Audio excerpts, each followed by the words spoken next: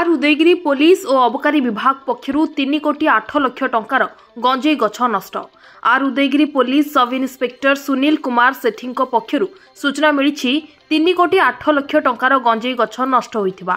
Gajapati police पक्षर operation green clean अभियान आरंभ होइथिबा बेले आर उदयगिरी थाना पक्षर किरामा ग्राम पंचायत जंगल जमी बेआईन भावे चाष करा 15.400 एकर गंजेई गछ नष्ट करा 30,800 गछ नष्ट करा बेले एहार आनुमानिक बजार दर 3 कोटी 8 लाख टंका हेबो बोली आर उदयगिरी थाना पक्षर सूचना मिली।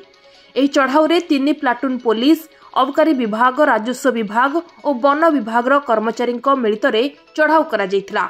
आगामी दिन में यह चढ़ाऊ जारी रहिबो बोली पुलिस पक्षर सूचना दिया जायछि।